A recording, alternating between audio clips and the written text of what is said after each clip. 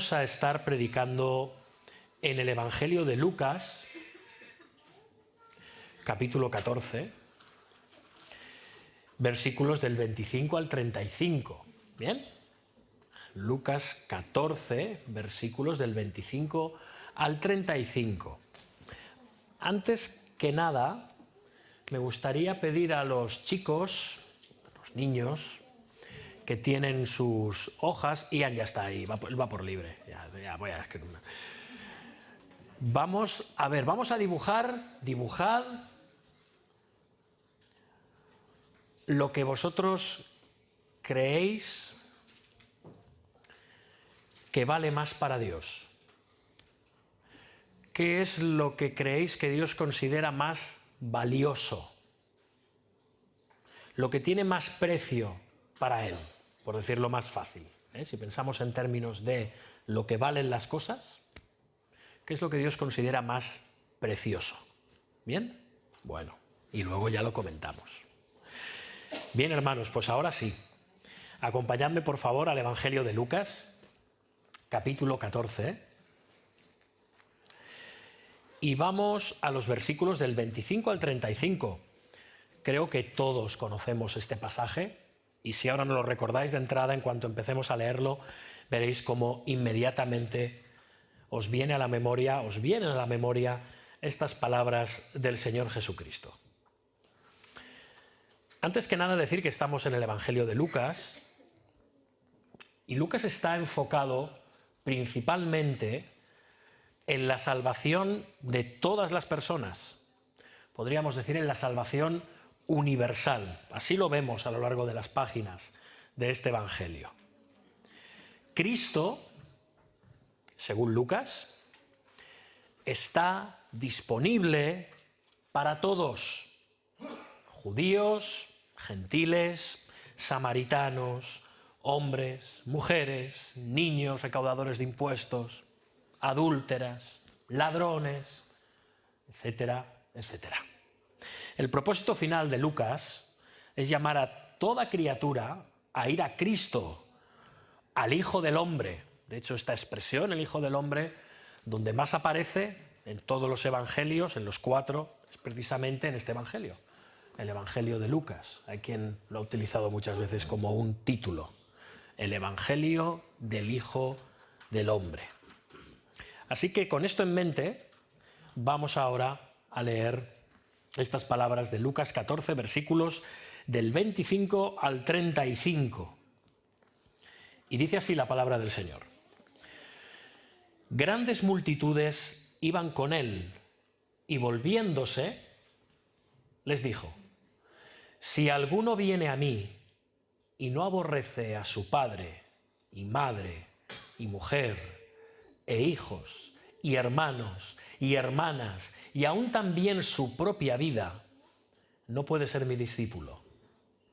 Y el que no lleva su cruz y viene en pos de mí, no puede ser mi discípulo. Porque ¿quién de vosotros, queriendo edificar una torre, no se sienta primero y calcula los gastos a ver si tiene lo que necesita para acabarla? No sea que después que haya puesto el cimiento y no pueda acabarla, todos los que lo vean comiencen a hacer burla de él, diciendo: este hombre comenzó a edificar y no pudo acabar. ¿O qué rey, al marchar a la guerra contra otro rey, no se sienta primero y considera si puede hacer frente con 10.000 al que viene contra él con 20.000? Y si no puede, cuando el otro está todavía lejos, le envía una embajada y le pide condiciones de paz. Así pues, cualquiera de vosotros que no renuncie a todo lo que posee, no puede ser mi discípulo. Buena es la sal, mas si la sal se hiciere insípida, ¿con qué se sazonará? Ni para la tierra, ni para el muladar es útil. La arrojan fuera. El que tiene oídos para oír, oiga. Amén. Hasta aquí la palabra del Señor, y su iglesia responde: amén. Vamos a orar.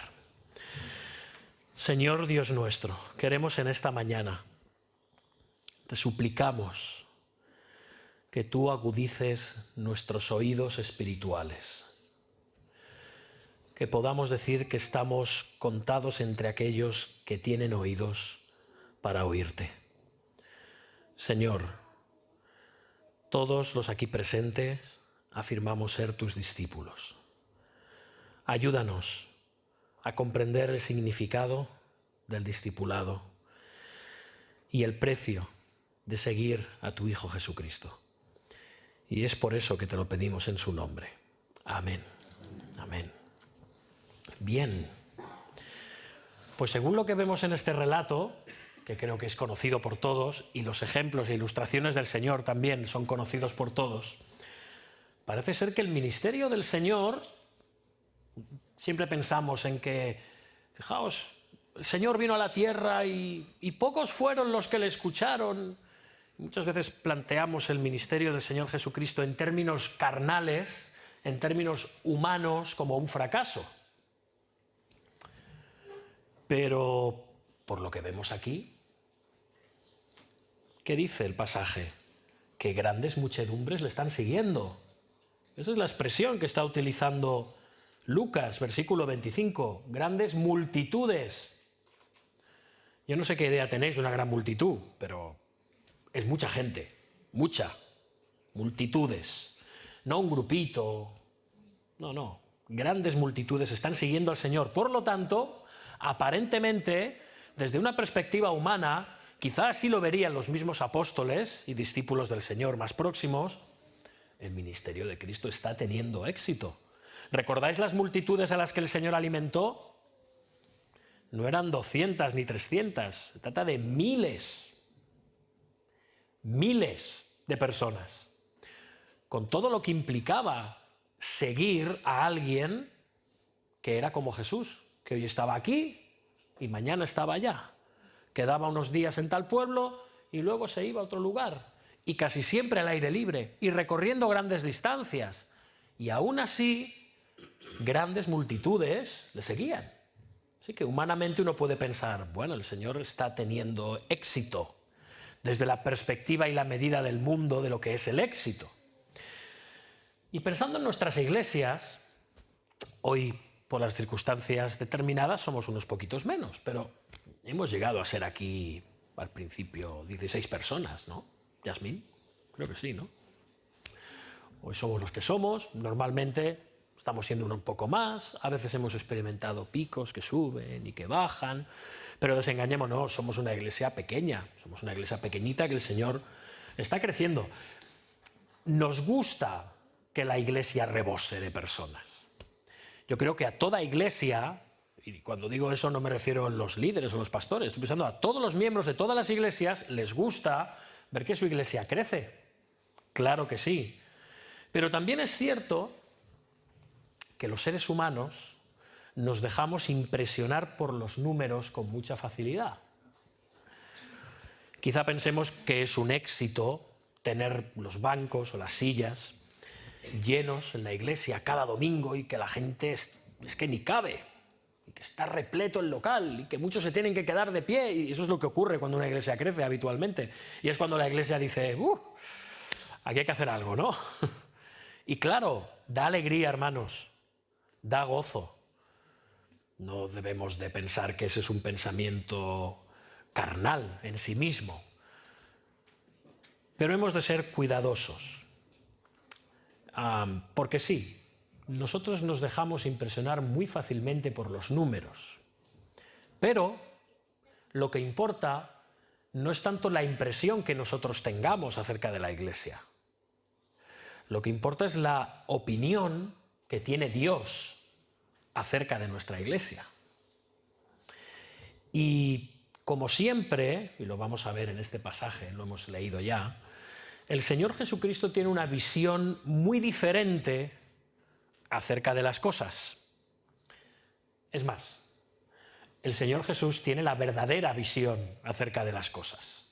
¿Bien? Y no estoy diciendo, hermanos, que una iglesia pequeña es lo conveniente y que una iglesia grande algo que deba evitarse, y viceversa. Bien, no estamos diciendo que una iglesia pequeña es sinónimo de la falta de bendición de Dios y que una grande lo sea. ¿Bien? No. Hermanos, al final esto no trata tanto de nosotros, trata de Dios. El Señor es soberano en cuanto al número de personas que Él lleva a una iglesia o deja de llevar. No, lo que trato de decir es que el Señor sabía muy bien que entre las grandes multitudes que le seguían había y hay de todo. Habéis oído el refrán, ¿no? De todo hay en la viña del Señor. Bien. Pues dentro de las multitudes de personas que seguían al Señor y que hoy dicen seguir al Señor, es decir, ser discípulos, porque eso es un discípulo, alguien que sigue, acompaña, aprende e imita a un maestro, en este caso Cristo, ¿bien? Hay de todo. ¿Y qué tipo de personas podían haber entre las multitudes que seguían al Señor?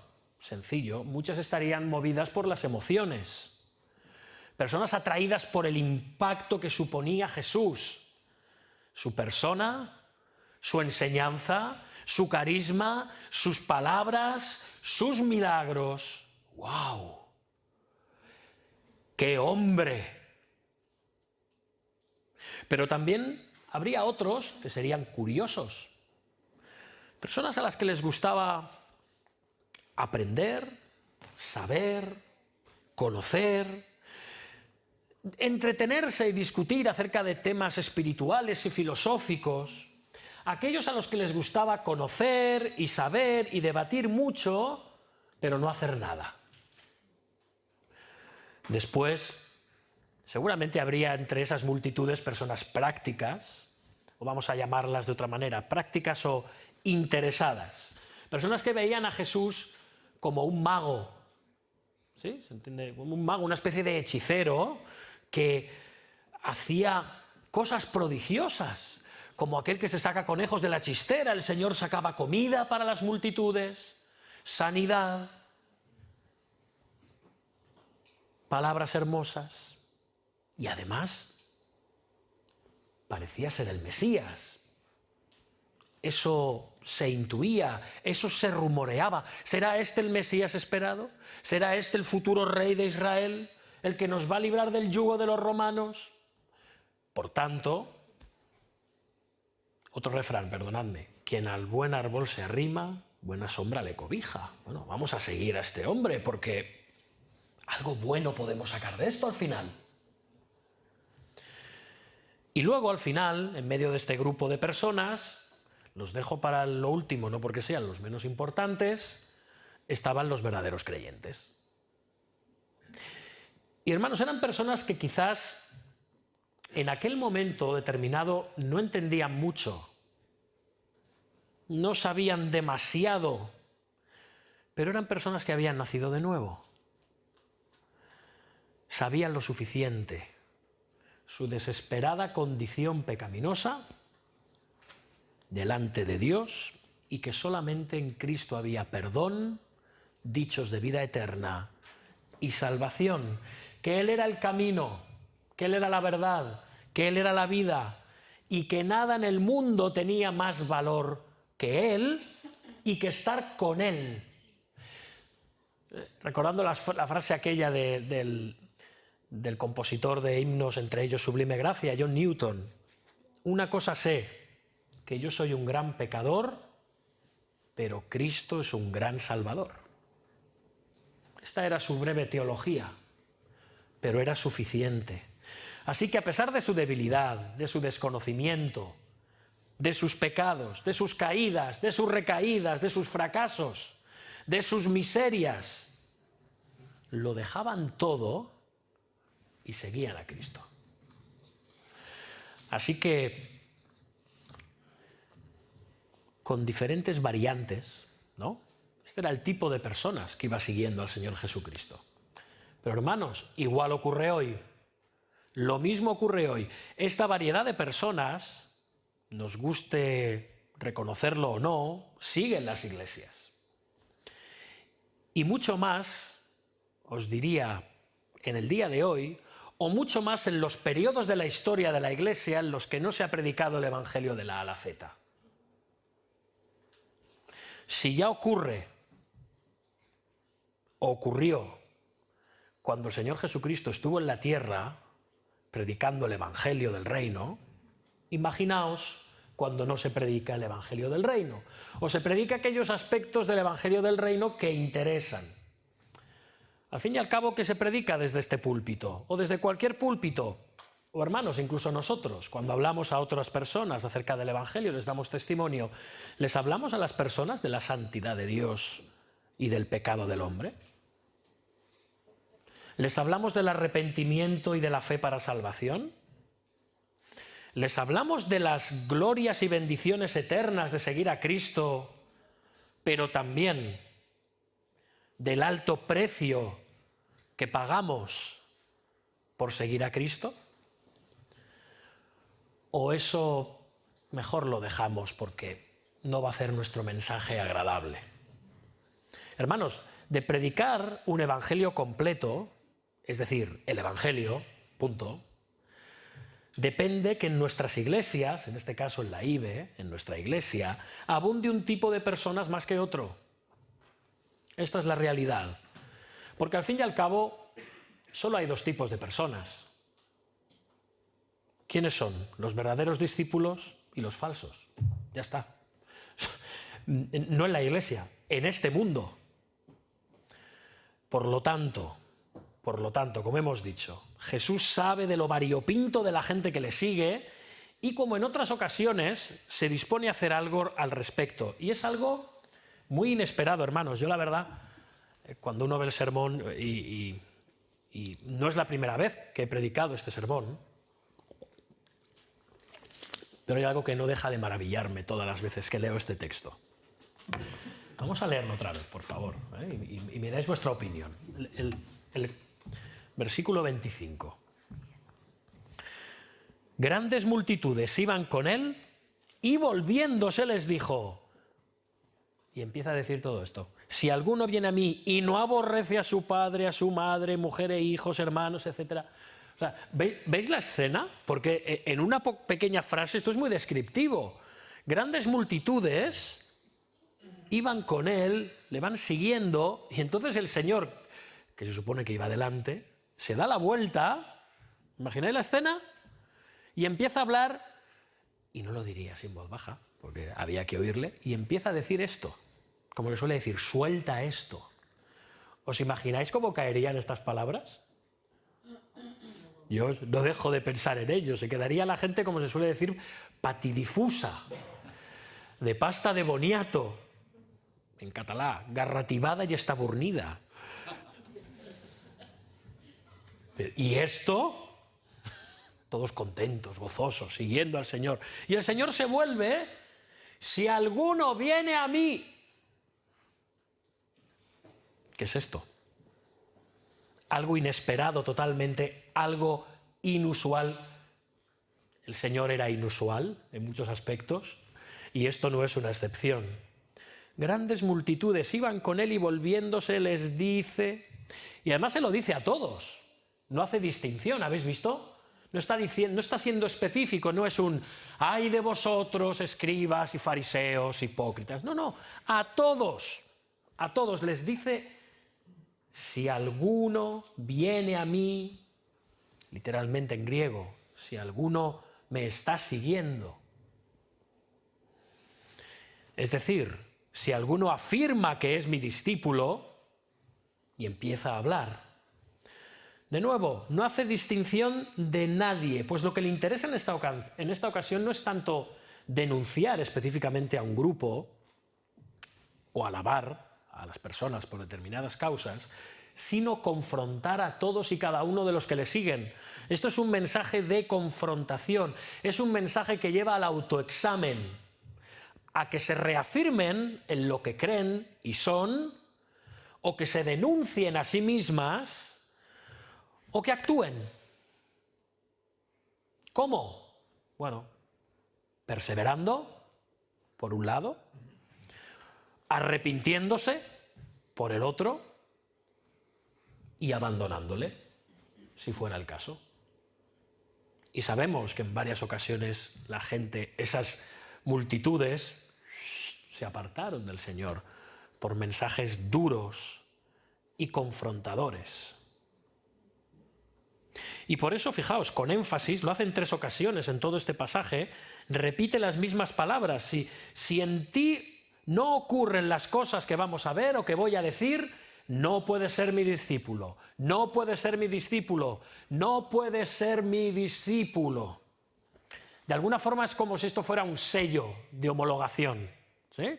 Aquellos que trabajáis y tenéis que homologar maquinaria o materiales o lo que sea, o títulos, hace falta un sello de homologación, de autenticidad, como lo del precio de la historia, no sé Rick, parece falso. Bien, pues es como que cuando te traen algo que se supone que pertenece a un famoso o que estuvo en tal sitio y lo llevan a estas casas de apuestas, tú tienes que tener un sello que diga que de verdad, este sombrero se lo puso Frank Sinatra, por poner un ejemplo. Hace falta algo que dé evidencia real y fidedigna de que eso es lo que dice ser. Bien. En 3 ocasiones el Señor dice que si no ocurren las cosas que va a decir a continuación, no puede ser mi discípulo. Porque el discipulado cristiano, hermanos, es una prueba constante. Estamos permanentemente, cuando vivimos la vida cristiana, siendo homologados, puestos a prueba. De nuevo, por eso lo hace en 3 ocasiones. Y de nuevo, Jesús, humanamente hablando, parece tener éxito. Grandes multitudes le siguen. La cosecha es abundante. Hay mucha gente respondiendo a la invitación de entrar en el reino de los cielos, pero Jesús conoce los corazones, cosa que ninguno de nosotros conoce. Nosotros podemos intuir, podemos llegar a conclusiones aproximadas en base a cosas que vemos, observamos, oímos, bien, pero podemos equivocarnos. El Señor no. El Señor conocía y conoce, ve nuestros corazones. Y Jesús no solo tuvo palabras difíciles de aceptar para sus enemigos, no, sino también para aquellos que decían ser sus amigos. Jesús no deseaba regalar los oídos a nadie. Jesús no vino a entretener a la gente. Jesús no vino a que la gente se sintiera bien consigo misma y con el mundo. Jesús vino a hacer verdaderos discípulos. Discípulos que entendían el alto precio de seguirle. Como todo soldado que cuando se alista para la guerra sabe que puede morir. Sería absurdo pensar en un soldado que se aliste a la guerra y que viva con la convicción, primero, de que no va a entrar nunca en combate, que no va a tener ninguna amenaza, que no va a experimentar situaciones límites, que va a ver caer a muchos a su lado y que incluso él mismo puede acabar cayendo. Sería un iluso. Lo mismo puede decirse de los cristianos que no entienden o no entendemos el precio del discipulado. Y de nuevo, como ha hecho otras veces, el Señor lanza un mensaje duro y desconcertante con el objetivo de causar una reacción. El Señor quiere separar el grano de la paja y lo hace de esta manera. Versículo 26. Si alguno viene a mí y no aborrece a su padre y madre y mujer e hijos y hermanos y hermanas y aún también su propia vida, no puede ser mi discípulo. No es que hayamos de esforzarnos por odiar a la gente que amamos. Vamos a leer esto con la debida perspectiva, ¿bien? No hemos de odiar a nuestros familiares, ni hermanos, ni hermanas, ni padre, ni madre, ni suegros, ni suegras, tampoco, ni suegros, ni suegras tampoco, ¿bien? No hermanos, porque esto iría en contra del mandamiento, primero de honrar a padre y madre, y después de amar al prójimo. Por lo tanto, el Señor no puede estar enseñándonos que esto va de odiar a nuestra familia, o a despreciarla, o a ningunearla, porque no son cristianos. No va de esto. Fijaos, el Evangelio de Mateo capítulo 10, nuestro hermano Claudio lo ha leído antes, nos está ayudando un poquito más a discernir esto. Si vamos a Mateo capítulo 10, versículo 37, no quitemos el punto de aquí de Lucas 14, volveremos enseguida. Mateo 10, versículo 37. Aquí Mateo añade un matiz que nos ayuda a comprender un poco más las palabras del Señor. Y dice, el que ama a padre o madre más que a mí, no es digno de mí. El que ama a hijo o hija más que a mí, no es digno de mí. ¿Bien? ¿Entendemos ahora la idea? Aún así, muchos podemos decir, ay, normal, ¿no? Que no está diciendo que tenemos que odiar activamente a los miembros de nuestra familia. Vale, ya me quedo más tranquilo. Pero la pregunta es si realmente lo hacemos. Porque estas palabras planean sobre nosotros y nos dejan congelados. Sí, yo amo al Señor, muchísimo, pero más que a mi esposa, más que a mi madre, más que a mis hijos. ¡Wow! Así que quizá ahora que lo entendemos más, casi nos deja más perplejos, ¿no? Lo que está diciendo el Señor. ¿Me encuentro en ese nivel de amor a Dios y a su Hijo Jesucristo? Es importante, hermanos, tener esto claro. En cualquier caso, porque evidentemente el Señor nos conoce y sabe que somos polvo, barro. El Señor está tratando de entrada aquí en Lucas, capítulo 14, de hacernos pensar. Él está usando lo más allegado que tenemos, nuestra esposa, nuestro esposo, nuestros hijos, nuestras hijas, lo más cercano que hay, que puede haber en nuestras relaciones, que es la familia, inevitablemente, y es normal, y es bueno que sea así, para que nos demos cuenta del nivel de supremacía que Cristo ha de tener sobre todo. Este es el punto.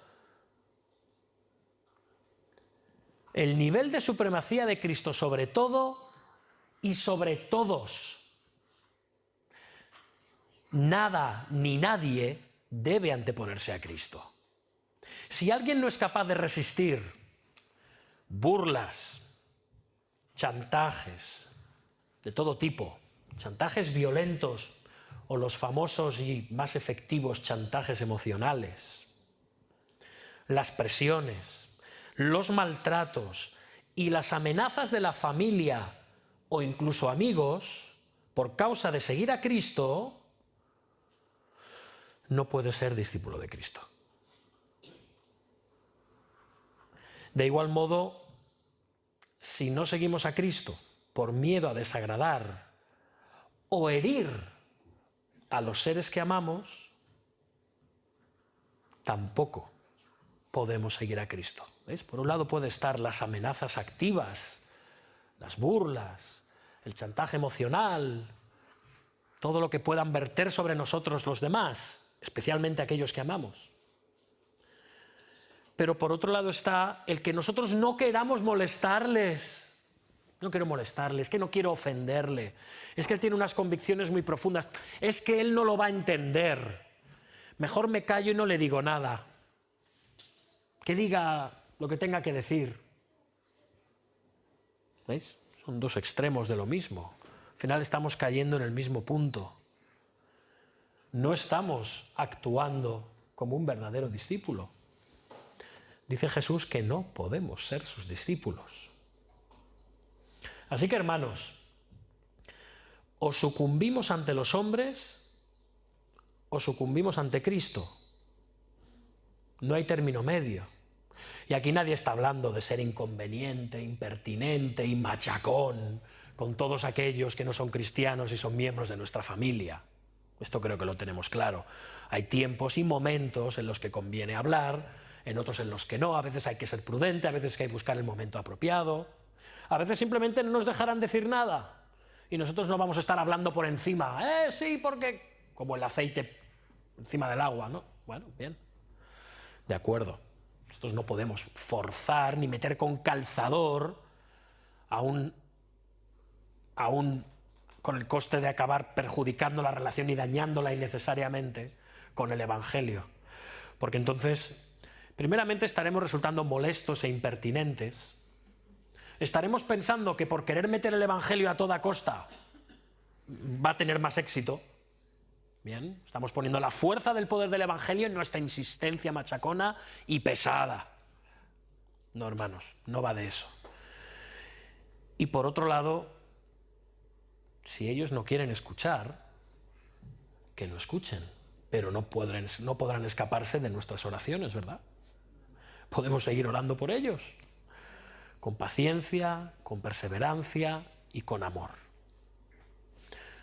Pero obviando este aspecto, este extremo, Jesús no está hablando de esto, está hablando de aquellos que anteponen por encima de toda su familia al Señor Jesucristo, a su vida cristiana, a sus convicciones cristianas, que las tienen no por algo que han incorporado y que les ha parecido estupendo como filosofía de vida, sino porque no pueden no tenerlas.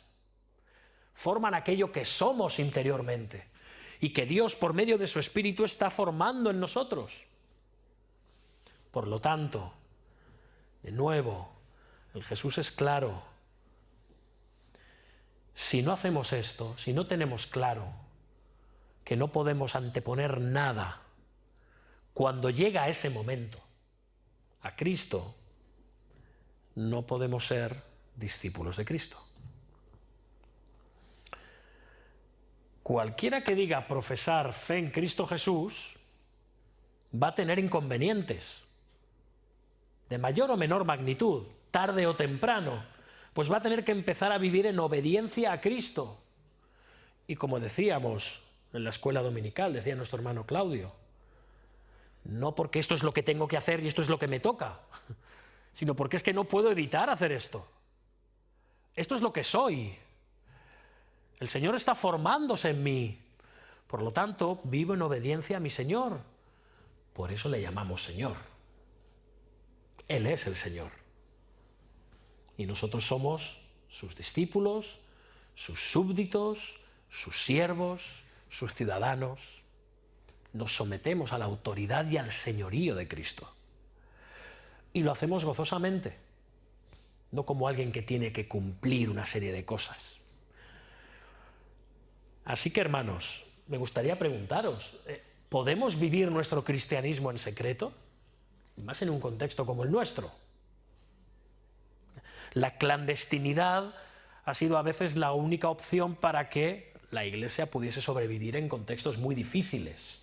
Así ha sido desde el mismo principio de la historia del cristianismo, desde tiempo de los Césares, pasando por diferentes momentos de las grandes persecuciones en tiempos de la Reforma, y en el siglo XX en la Unión Soviética, en la Alemania nazi, un montón de regímenes y estados totalitarios y opresivos han hecho que la Iglesia, y aún hoy en día, en países islámicos y en otros, como Corea del Norte, un estado laico, o China, tengan que vivir en la clandestinidad o en la semiclandestinidad.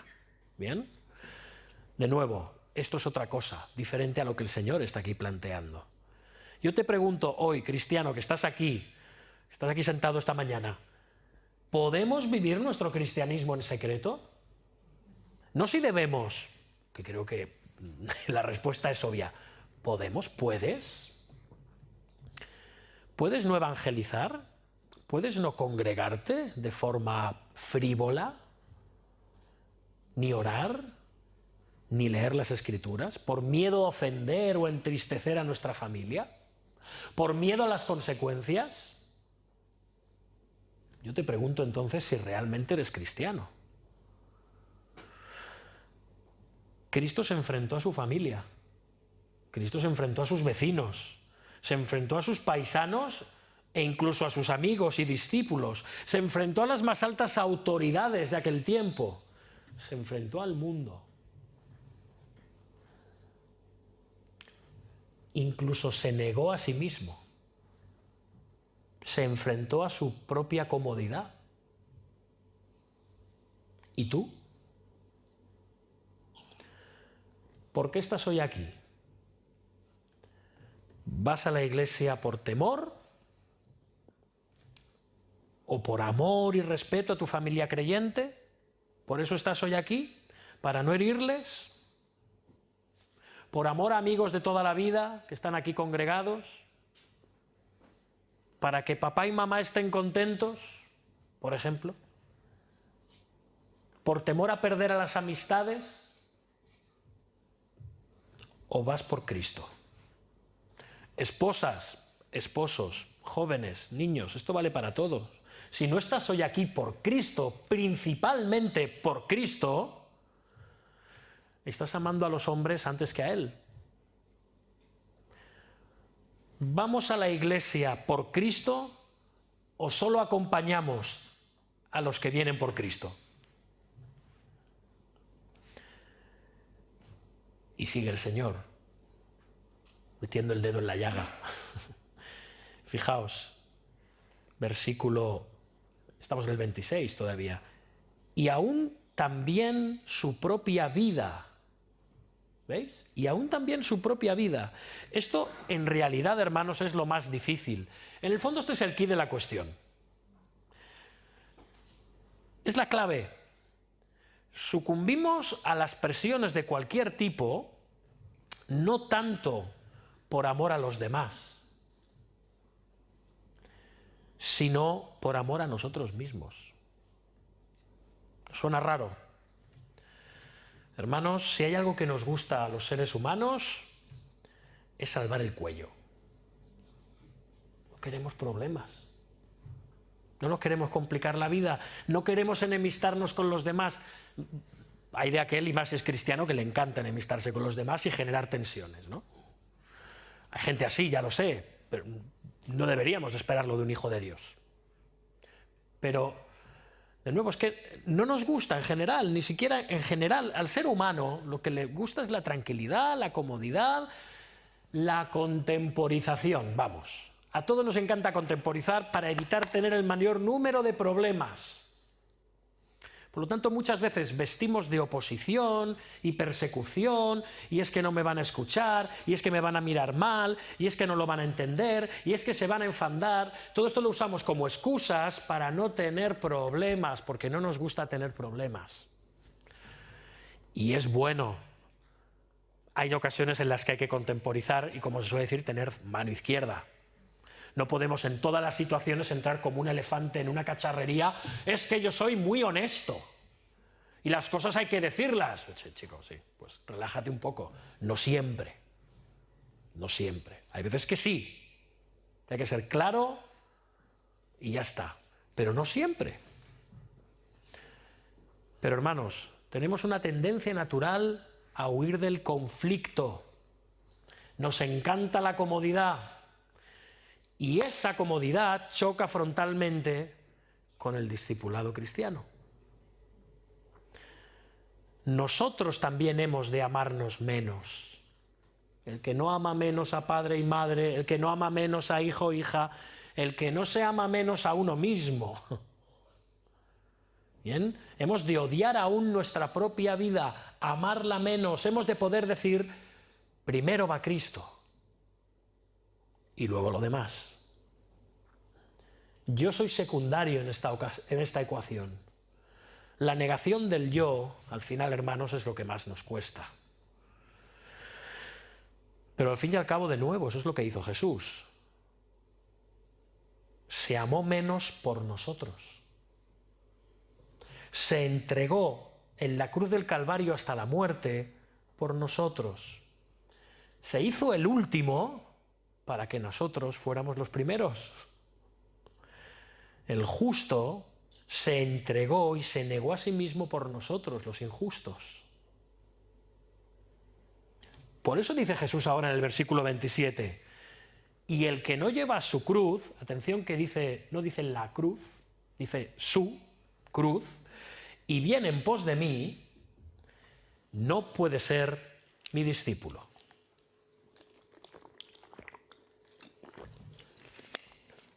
Vuelve a leerlo en silencio, por favor.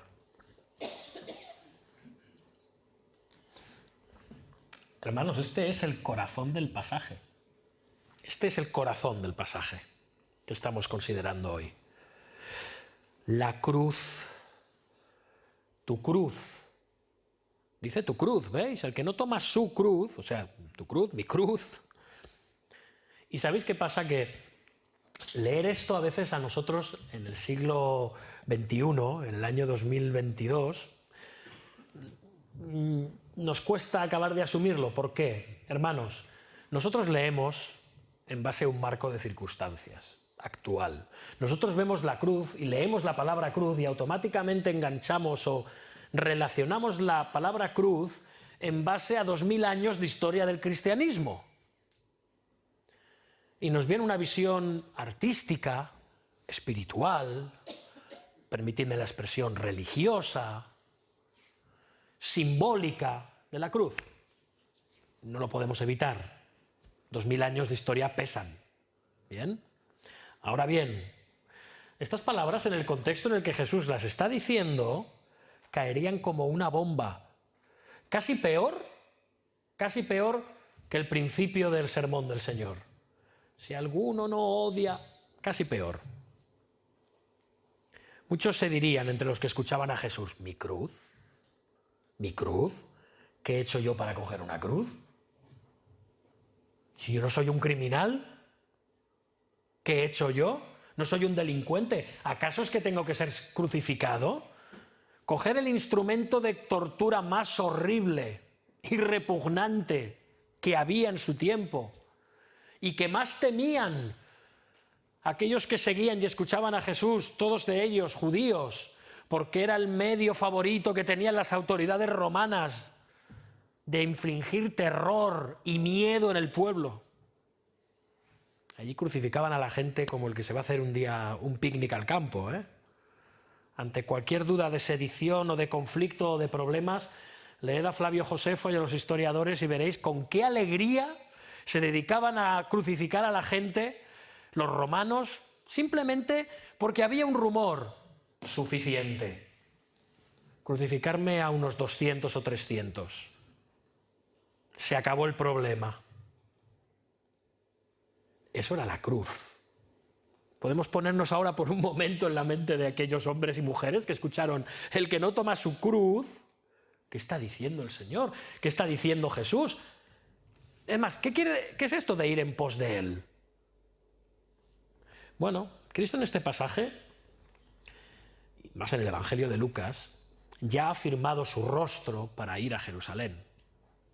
En este pasaje ya hemos visto esas palabras de Jesús y Él va camino de Jerusalén, sabiendo que la clase de muerte que iba a sufrir. Para eso Él había venido. ¿Bien? Él va a tomar la cruz voluntariamente. Él podría haberla evitado, pero Él voluntariamente fue a la cruz, porque además era algo que estaba determinado y decretado desde la eternidad, para que así fuera. Pero Él también tuvo que, en base a ese decreto divino, obedecer la voluntad del Padre, someterse a Él e ir a Jerusalén, donde sabía que iba a sufrir todas las cosas que sufrió. La negación de Jesús de sí mismo, que empezó en la eternidad sometiéndose a la voluntad del Padre, va a culminar de forma dramática y definitiva en su humillación y muerte en la cruz. Y ahora les dice a todas estas personas que ellos han de hacer algo similar con su vida.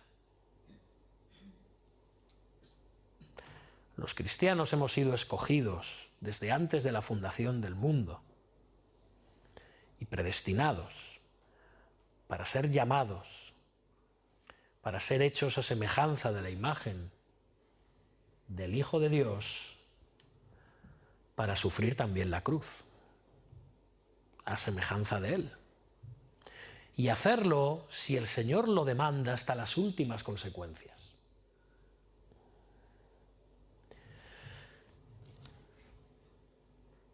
Y viene en pos de mí,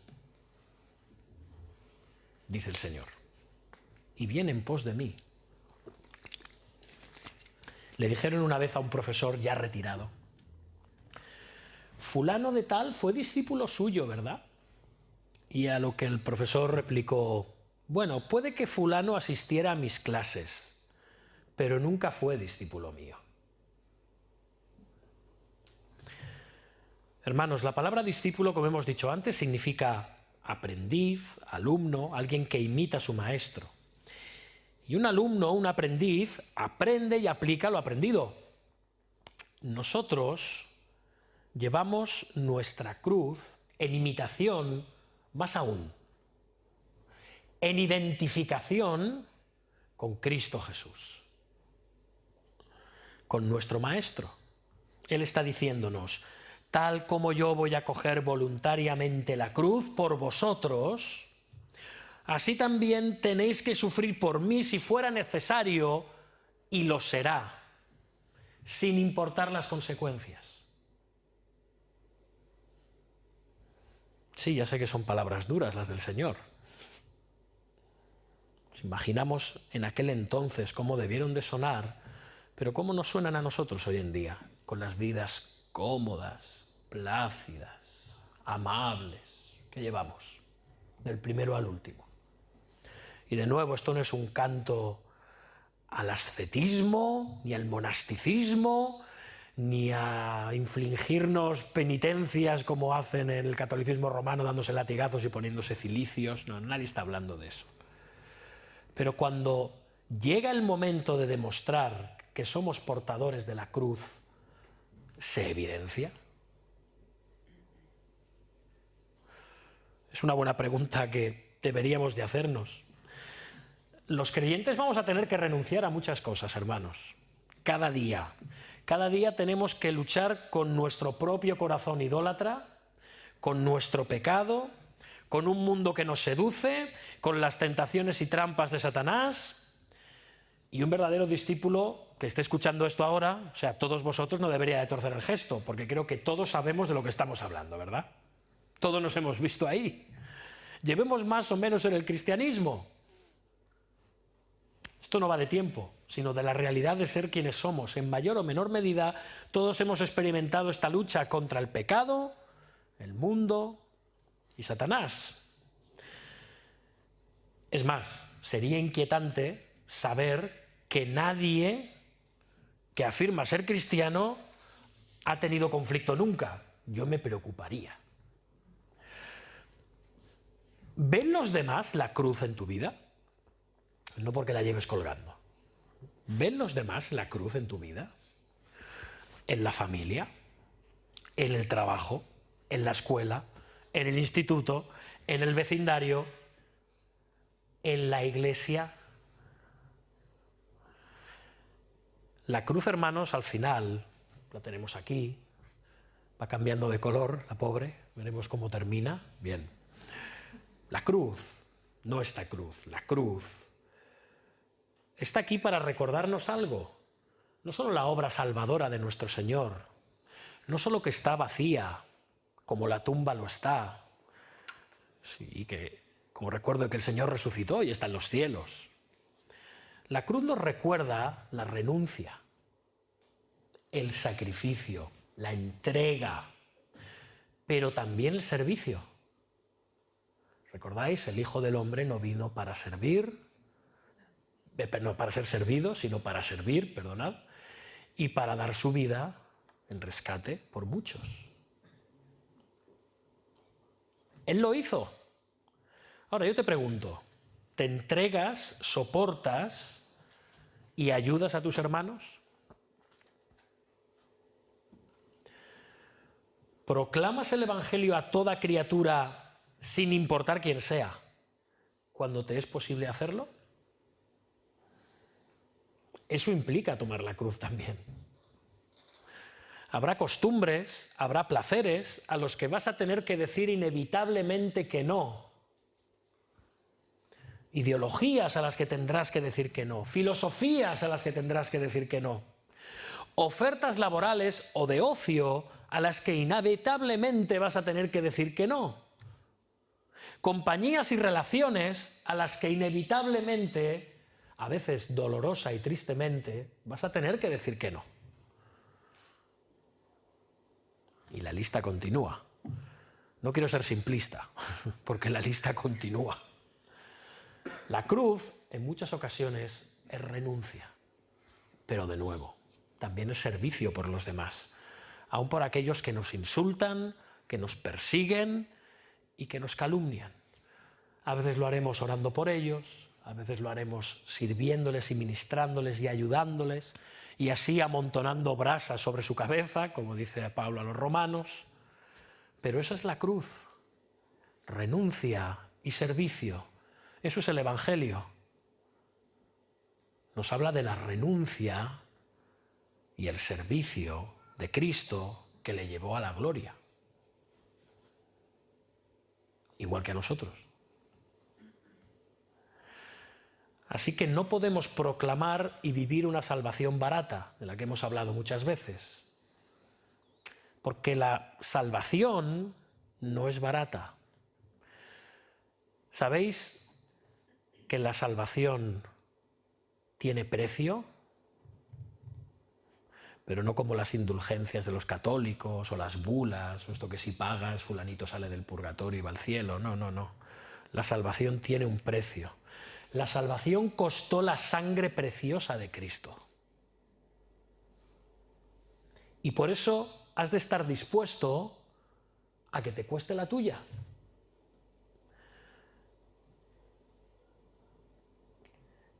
¿Lo estás? El Señor va a usar ahora, para acabar de aclarar todo esto, 3 ilustraciones que muestran que el verdadero discípulo cristiano, o el verdadero discipulado cristiano, requiere 3 cosas como mínimo: reflexión, entrega y perseverancia. Y lo vamos a ver. En primer lugar, reflexión, versículo 28. Porque ¿quién de vosotros, queriendo edificar una torre, no se sienta primero y calcula los gastos, a ver si tiene lo que necesita para acabarla? No sea que después que haya puesto el cimiento y no pueda acabarla, todos los que lo vean comiencen a hacer burla de él, diciendo: este hombre comenzó a edificar y no pudo acabar. El Señor está aquí aludiendo a algo. A nosotros nos puede sonar raro esto de edificar una torre, pero en aquel tiempo se edificaban torres especialmente en los sembrados. Recordemos que Israel era una sociedad, la Palestina, aún en tiempos de Jesús, era una sociedad eminentemente agrícola y ganadera, y estas torres servían muchas veces para vigilar las grandes extensiones de terreno en los que se había plantado algo. Eran como atalayas, torres de vigilancia. ¿Bien? Bueno, da igual, sea que vigiles el ganado, sea que vigiles las viñas. Evidentemente esto era algo que alguien podía hacer o no, o podía tener los recursos para hacerlo o no, pero era muy conveniente hacerlo, porque abundaban los ladrones, abundaban a lo mejor las envidias, abundaban otro tipo de cosas que hacían que peligrara aquello que había costado tanto trabajo conseguir, sea rebaños, sea la cosecha. ¿Bien? Así que esto exige reflexión y planificación. Primero el lugar donde lo vas a poner, que sea el lugar idóneo, pero después ver si tiene lo suficiente para poder levantarlo, si va a ser lo suficientemente alta como para que haga su trabajo como atalaya, porque si no, os imagináis una atalaya que llega hasta aquí, puede resultar un poco cómico, ¿no? No vas a ver nada. Tenía que ser bien alta, tenía que ser visible y además que te permitiera también a ti otear el horizonte, ¿no? Y todo alrededor. Bien. Seguir a Cristo, hermanos, requiere reflexión. Esto no es un impulso emocional. Claro que hay sentimientos implicados en el discipulado y en la vida cristiana, por supuesto que lo hay. Pero, hermanos,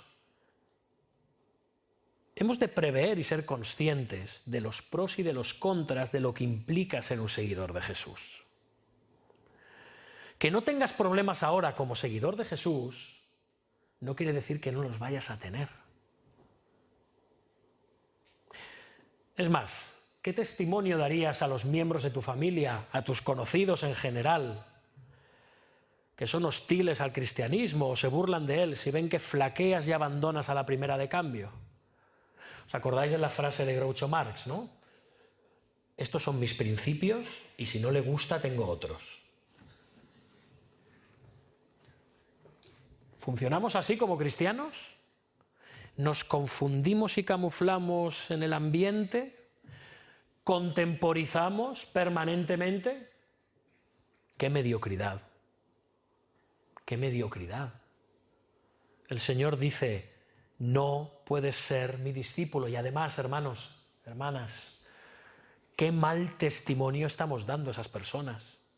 Qué mal testimonio del poder del Evangelio de Jesucristo si a la primera de cambio abandonamos. Si pensamos que haciendo eso vamos a ganar el afecto de las personas que nos aman, os digo que no. ¿Sabéis lo que vais a recibir de las personas que os aman? ¿O de aquellos a los que no queréis ofender? Vais a recibir burla y desprecio. Quizá no os lo manifiesten, pero es lo que vais a recibir. Todos los que lo vean comiencen a hacer burla de él diciendo, este hombre comenzó a edificar y no pudo acabar. Y esto nos lleva a un hecho importante, hermanos. Al evangelizar hemos de evitar al máximo coaccionar a la gente, presionar a la gente. Personas que no son creyentes y empiezan a venir a nuestra iglesia, o aún nuestros propios hijos, los queremos meter ahí en el molde del evangelio y de una vida cristiana, y no estoy diciendo que no debamos enseñar al muchacho conforme al camino, ¿bien? No estamos hablando de ello, pero hemos de evitar coaccionarles y presionarles emocionalmente, hermanos. Una vez que hemos proclamado el evangelio, hemos de dejar que el Espíritu Santo haga su obra. Que el Espíritu Santo les lleve a la convicción de pecado. Sea aquí o en la intimidad. Por eso aquí no hacemos llamadas al altar ni nada que se le parezca. Aquí llamamos a toda criatura que se arrepienta. Sí, aquí, hoy, ahora. Claro que sí. Pero no hacemos esos numeritos de pasar adelante. A veces es mejor la reflexión. A veces es mejor encerrarte en tu habitación y meditar en lo que has escuchado en el sermón. O dejar a las personas que el Espíritu Santo haga esa obra en ellos, con tiempo y reflexión, que empiecen a ver su necesidad de Cristo y que vayan en pos de Él con arrepentimiento y fe. Y sí, claro que hay conversiones fulminantes, claro que las hay, pero eso es obra de Dios, no nuestra. No de que estemos ahí apretando a la gente. Hermanos, dejemos a Dios hacer su obra. Si no tenemos cuidado con esto, sea en la iglesia o en cualquier otro contexto, vamos a acabar llenando la iglesia de personas movidas por los impulsos y las emociones. Personas que son a lo mejor seguidores de hombres o que se encuentran muy a gusto en medio de nosotros, pero no verdaderos discípulos. No serán cristianos nacidos de nuevo y por lo tanto estas personas tarde o temprano abandonarán a la primera de cambio, o bien si se quedan en la iglesia acabarán creando muchas dificultades y dando muy mal testimonio de Cristo y de la iglesia. Esto es inevitable. Lamentablemente esto ocurre. Pero hermanos, que no sea por nuestra negligencia o porque presionamos a la gente innecesariamente a hacer aquello por nuestras propias fuerzas y presión que solo puede hacer Dios. Y es convertirnos en discípulos de Cristo. si no somos conscientes de lo que implica el discipulado cristiano, esa persona no puede ser un verdadero discípulo. Siguiente cosa que nos dice el Señor: rendición. Nos habla de rendición, dijimos. ¿O qué rey al marchar a la guerra contra otro rey no se sienta primero y considera si puede hacer frente con 10.000 al que viene contra él con 20.000? Y si no puede, cuando el otro está todavía lejos, le envía una embajada y le pide condiciones de paz. Bueno, se está describiendo una rendición en toda regla, ¿no? Y además es lo sensato. Más te vale rendirte y pactar la paz con tu enemigo. La entrega, el sometimiento y por último la paz, este es el orden. Nosotros no promovemos la paz alzando la espada, sino que el que se humille será enaltecido. Por lo tanto, nos entregamos y nos sometemos y tenemos la paz con Dios. Esto es bastante evidente, ¿no? No requiere demasiada explicación, esta mini parábola del Señor. No nos detendremos mucho a explicarla, solo algunas cosas. Aquí vemos dos reyes que van a la guerra, no va solo uno, van dos. Por lo tanto, es inevitable. Es una guerra inevitable. El conflicto se va a dar, sí o sí. Hermanos, esto nos muestra que ante el llamamiento del discipulado cristiano la respuesta es inevitable, el conflicto ya está. Nosotros estamos en enemistad con Dios por causa de nuestro corazón rebelde y pecaminoso cuando estamos sin Cristo, y Dios está en enemistad con nosotros por cuanto Él es santo y nosotros pecadores. Por lo tanto, tiene que hacerse la paz de alguna manera. Y de nuevo, todo ser humano está llamado a esta paz con Dios. Hay un llamamiento general a toda criatura. Venid a mí, todos aquellos que estáis trabajados y cargados, y yo os haré descansar. Sí, hermanos. Aquí vemos el factor reflexivo también. Este rey dice, no tengo nada que hacer. ¿Tenemos algo que hacer ante Dios? ¿Tenemos nada que hacer? Él es el que tiene los 20.000 y nosotros, siendo muy optimistas, los 10.000. Venga, por decir alguna cosa. Estamos en inferioridad ante el Señor. No podemos vencer. Por lo tanto, uno, como hemos visto antes, reflexiona, medita, piensa y antes de abordar el desastre, se rinde. Hermanos, no podemos mantener una posición neutral delante de Cristo. Si alguien es neutral, ya ha decidido no estar con Cristo. Si somos cristianos, Él es nuestro Señor, es nuestro Rey, le debemos obediencia. Y si constantemente en tu vida cristiana te estás resistiendo a esto, plantéate muy en serio tu cristianismo. Plantéate muy en serio tu discipulado. El hombre de la torre podía decidir si la levantaba o no. Nadie le apremiaba, esto era una decisión personal. Era algo que le pareció primero posible y luego parece ser que fracasó, ¿no? Porque recibió las burlas de todos. La confrontación es inevitable para toda criatura en este mundo. El discípulo cristiano no negocia con Dios. El discípulo cristiano no hace un pacto con Dios. No llega a un acuerdo con Él. Si tú haces esto, yo haré lo otro. Si tú me das esto, yo te prometo y te juro que haré lo otro y lo demás allá. Los pactos los establece Dios con nosotros y nos hace parte de sus pactos. Él es quien cumple los pactos, a pesar de nosotros. Esto es lo que hacemos en el pacto matrimonial.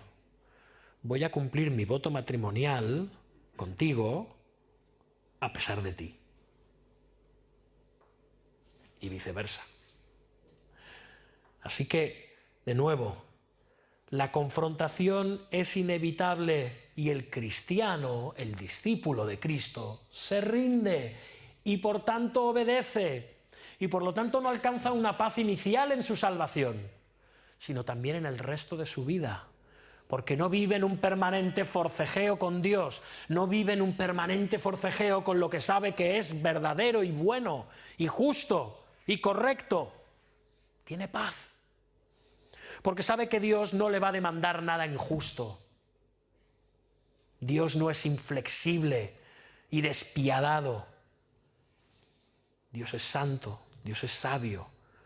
Dios quiere lo mejor para sus hijos, aun cuando lo mejor que nos pide no nos lo parece a nuestro viejo hombre carnal, pero es lo mejor para nosotros. Así que deja de luchar ya con el Señor. Ríndete. Este es un encuentro desigual entre reyes, como en la ilustración, entre un rey con minúscula, o sea, yo, y el rey con mayúscula, o sea, él. Como seres humanos luchamos naturalmente contra el señorío de Cristo, mañana sí y mañana también, en todo aspecto de nuestra vida. Y esta tensión, hermanos, la vamos a experimentar constantemente como cristianos. También es inevitable. Así va a ser mientras vamos camino de la eternidad, reconozcámoslo. Pero hermanos, amigos, si estás hoy aquí sin Cristo, no debes posponer esto indefinidamente. No hay alternativa. O te rindes a tu propio corazón o te rindes al corazón de Cristo. O te rindes a tu propia voluntad o a la voluntad de Cristo. ¿Es victoria o derrota? Ríndete al Rey, ríndete a Cristo y vivirás y tendrás paz.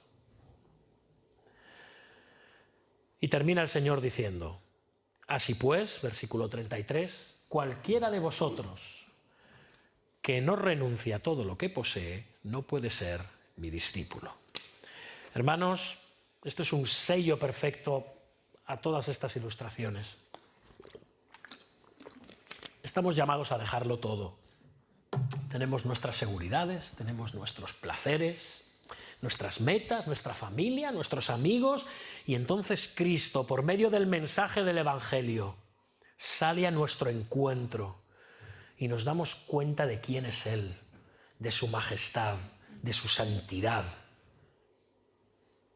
Y entonces vemos quiénes somos nosotros en nuestra miseria, en nuestro pecado. Y entonces empieza la lucha. Sabéis de lo que hablo, ¿verdad? Empieza la lucha, el forcejeo, el autoengaño, la autojustificación de nuestro viejo y egoísta hombre caído. Pero finalmente se nos da la gracia de ver cuán miserables, solos, ciegos, desnudos, débiles que somos, dependientes de todo, cuán perdidos estamos sin Él. Y nos damos cuenta, a pesar de las presiones, de las burlas y del daño físico y emocional, que no hay nada más precioso que Jesús. Vemos su gloria, vemos su hermosura. Nos damos cuenta de que todo lo que tenemos en este mundo es basura.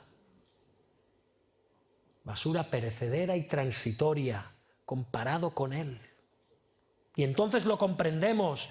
Comprendemos que todo el llanto, todo el sufrimiento, las penalidades, no son nada en comparación con ganar las riquezas y la gloria que tenemos al lado de Jesús, siendo discípulos suyos. Estar con Cristo implica bendiciones inagotables. Cristo es un regalo bendito. Vale la pena pagar el precio. Lo vale. Vemos el tesoro del reino de Cristo en nuestra alma. Y ahora vivimos para Él y por Él.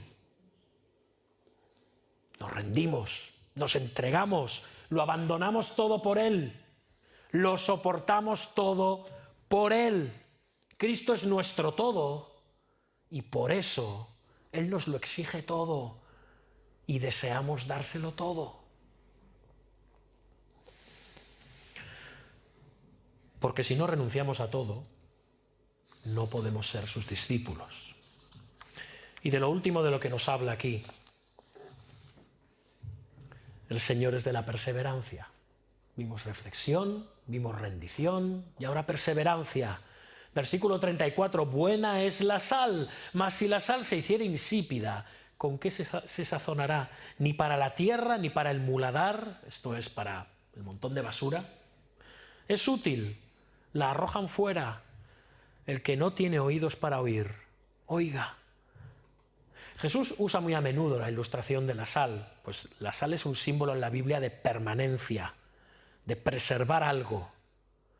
De hecho, la sal verdadera no pierde su salinidad.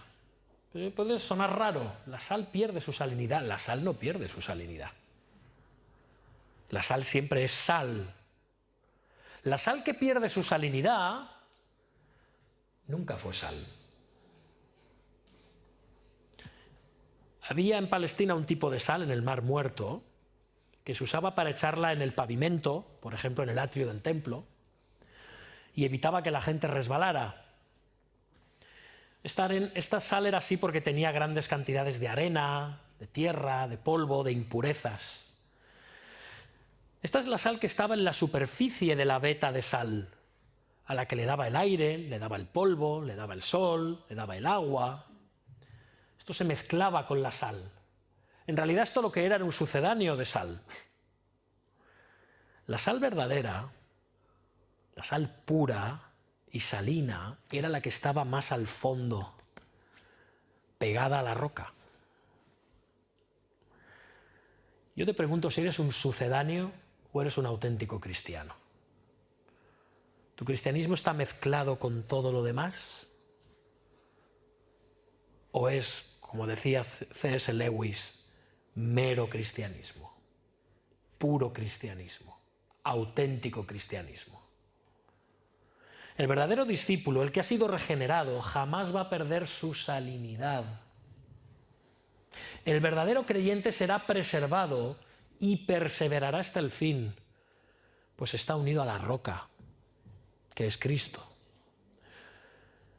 Y concluye de forma solemne el Señor: el que tiene oídos para oír, oiga. Y alguien va a decir, este sermón, por favor, somos pecadores, tanta exigencia, esto es muy difícil. Y yo te contesto, sí, es muy difícil. Tienes toda la razón, no te quepa la menor duda, esto es dificilísimo. Lo es. Y sí, somos pecadores. Incluso más de lo que piensas que eres. Y ser un verdadero discípulo de Cristo es más difícil de lo que piensas que es. Sí. Es imposible. Pero para Cristo todas las cosas son posibles. En nuestras fuerzas no es posible. Pero en Cristo todas las cosas son posibles. El verdadero discípulo, como dice aquí el Señor, es el que tiene oídos. Él se dirige a esos también que están entre la gran multitud. El Espíritu Santo le ha abierto los oídos para oír el Evangelio. Los demás están sordos para captar la gloria y las bendiciones del Evangelio y el precio que hay que pagar por seguir a Cristo. Pero como hijos de Dios, en Cristo, la roca, hermanos, encontramos el poder, la gracia y la virtud para hacerlo. Él nos ha dado nueva vida, estamos unidos a Él. Separados de Él nada podemos hacer. Unidos a Él podemos llevar mucho fruto. Podemos servirle y seguirle en total entrega. Y Él pondrá en nosotros tanto el querer como el hacer por su buena voluntad.